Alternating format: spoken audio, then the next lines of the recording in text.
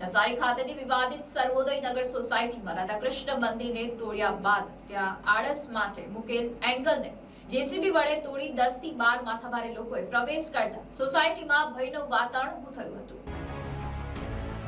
નવસારીના જમાલપુર ખાતે આવેલ સર્વોદય નગર સોસાયટી ફરી વિવાદમાં આવી છે। અગાઉ આ સોસાયટીમાં આવેલ રાધાકૃષ્ણનું મંદિર તોડી પાડવામાં આવતા મોટો વિવાદ ઊભો થયો હતો। ત્યારબાદ સોસાયટી દ્વારા આ બાબતને કેસ પણ કરવામાં આવ્યો હતો, જેની મેટર હાલમાં પણ કોર્ટમાં પેન્ડિંગ ચાલી રહી છે। ત્યારે ગતરોજ 10 થી વધુ માથાભારે લોકો દ્વારા આ સોસાયટીમાં પ્રવેશ કરી સોસાયટી દ્વારા પ્રવેશ બંધ કરવા માટે મુકેલ એંગલને જેસીબી મશીનની મદદથી તોડી કાઢી વારંવાર સોસાયટીમાં પ્રવેશ કરી ભયમુક્ત વાતાવરણ ઊભું કરવામાં આવતું સોસાયટીના પ્રમુખ અને રહીશો દ્વારા કોર્ટના નિયમનો ભંગ કરનારા આ તમામ તત્વો વિરુદ્ધ પગલાં લેવામાં આવે તેવી લેખિત અરજી નવસારી ગ્રામ્ય પોલીસને આપવામાં આવી હતી। સોસાયટીના રહીશો દ્વારા એમ પણ જણાવવામાં આવ્યું હતું કે બહારના લોકો આ રીતે આવી અને સોસાયટીનું વાતાવરણ બગાડવાનો કે ભય ફેલાવવાનો પ્રયાસ છે તે બાબતે તંત્ર દ્વારા કોઈ પગલાં લેવામાં નહીં આવે તો આગામી સમયમાં સોસાયટીના લોકો દ્વારા પણ તેનો પ્રતિકાર કરવામાં આવશે। રાજકીય મુદ્દો બની ગયેલ આ વિવાદિત જગ્યા બાબતે તંત્ર દ્વારા શું પગલાં લેવામાં આવે છે તે આવનારો સમય બતાવશે। આજે સવારનો કંઈ ઘટનાક્રમ છે, એટલે લગભગ સવાર એટલે બપોરની આસપાસ 12-12:30નો હું વાંધો હતો, ઘરમાં સૂતો હતો ને મારી વોચમેન કહેવા આવ્યો કે ભાઈ જેસીબી એક આવ્યું છે ને તેણે એંગલ તોડી નાખ્યું ને તાળું એ તૂટી ગયું છે કે ત્યાં જ પડ્યું છે કે શું છે ખબર નથી, પણ તમે ચાલો। એ લોકો પાછળ ગયા છે, અમે રોકવાનો પ્રયત્ન કર્યો, અમારી જોડે ગમે તેમ વાતો કરી ને એ લોકો રોકાયા નહીં ને ચાલ્યા ગયા પાછળ। એટલે આ તો જૂનો ઘટનાક્રમ છે કે જ્યારે મંદિર તૂટ્યું ને પાછળ જે વિવાદ થયેલો એ જ વિવાદ આ નવેસરથી પાછો આળસ ખાઈને ઊભો થઈ રહેલો છે। એટલે એ અંગે સોસાયટીના બધા સભ્યોને જાણ કરી કે ભાઈ આ રીતના ઘટનાક્રમ થયો છે, કારણ કે આ સોસાયટીની અંદર ભારે વાહનોને આવવા જ નથી દેતા અમે, અને એના માટે એંગલો મૂકેલા જે સોસાયટીની પ્રિમાઇસીસમાં છે, આ કોઈની પ્રાઇવેટ પ્રિમાઇસીસમાં નથી મૂકેલા। એટલે એના ઉપર એ લોકો જો હુકમી કરીને આ ગુંડાગીરી જ કહેવાય એક રીતની તો, કારણ કે તોડફોડ કરવું કે તો હવે જોર તો અમે પણ વાપરી શકીએ એમ છે, પણ અમારે કાયદા વ્યવસ્થાને હાથમાં લેવા નથી। એટલે પછી અમે બધા ભેગા થયા અને પોલીસ ફરિયાદ કરીને રૂરલ પોલીસ સ્ટેશનની અંદર અમે ફરિયાદ આપી દીધી કે ભાઈ આના કોઈ કાયદેસરના પગલાં ભરો, કાલે આ લોકો કોઈ બીજી પણ હિમાકત કરી શકે। આજે આવી રીતે ઘૂસી ગયા તો કાલે તો કોઈના ઉપર પર્સનલી પણ આ લોકો એટેક કરી શકે। એટલે એના માટે બધા આજે ભેગા થયા હતા અને રાતે ફરી ભેગા થવાના છે ને આ અંગે જલદ કાર્યક્રમ અમે પણ કરીશું, કારણ કે જવા દેશું એ વાત પર તો કોઈ માલ છે જ નથી।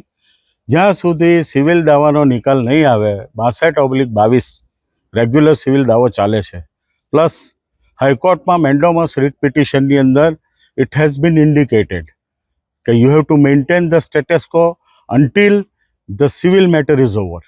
તો હવે એ લોકોને એને ઇન્ટરપ્રિટ કઈ રીતે કરે છે એ સમજ નથી પડતી મને, પણ એ લોકો એને ગણકારતા નથી। એટલે એ પણ એક પ્રશ્ન ઊભેલો છે સામે કે તમે હાઈકોર્ટના ઓર્ડરની પણ અવગણના કરો છો, તો તમારા હવે રાજકીય તમારી સાથે કોઈ સથવારો છે કે બીજી કોઈ તાકાત છે કે તમને શાનો પાવર છે એ સમજ નથી પડતી મને।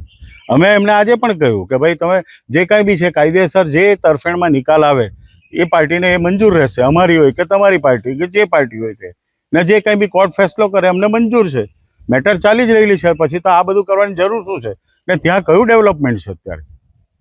ને ત્યાં પાણીનો એટલો મોટો પ્રશ્ન છે કે આ બધા પુરાણો થયા, હવે એ લોકો એની ઉપર સી ચેનલ ટાઈપની જે આગળ વિદ્યાકુંજ પાસે જે બ્લોક ડ્રેનેજ બની છે એવી બ્લોક ડ્રેનેજ બનાવવા માટે મથામણ કરી ચૂક્યા છે, જે અંગે પણ અમે હાલ નિમાયેલા કમિશનર શ્રી દેવકુમાર ચૌધરી એમને પણ એક અમે અરજી આપી છે ને જણાવ્યું છે કે અહીંયા જો આ રીતની બોક્સ ચેનલ બનશે તો પુષ્કળ પાણી અમારા આ બોક્સ ચેનલ નથી તો એ અમારા ઘર સુધી પાણી આવી જાય છે, તો બોક્સ ચેનલ બને તો અમારા ઘરની અંદર પાણી ભરાઈ જશે।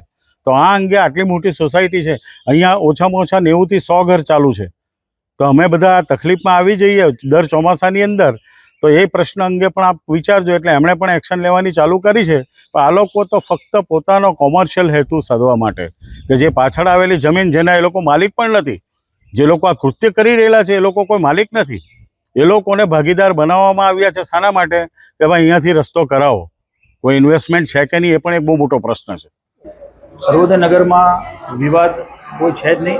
આ વિવાદ માત્ર અમુક કહેવાતા ઈસમો દ્વારા થઈ રહ્યો છે। ખાસ કરીને કોઈ આમ આદમી પાર્ટીને એવી પાર્ટીઓ સાથે સંકળાયેલા વ્યક્તિઓ વ્યક્તિગત રીતે મારું નામ અંદર ઉછાળીને પોલિટિકલી મને બદનામ કરવાની કોશિશ કરે છે.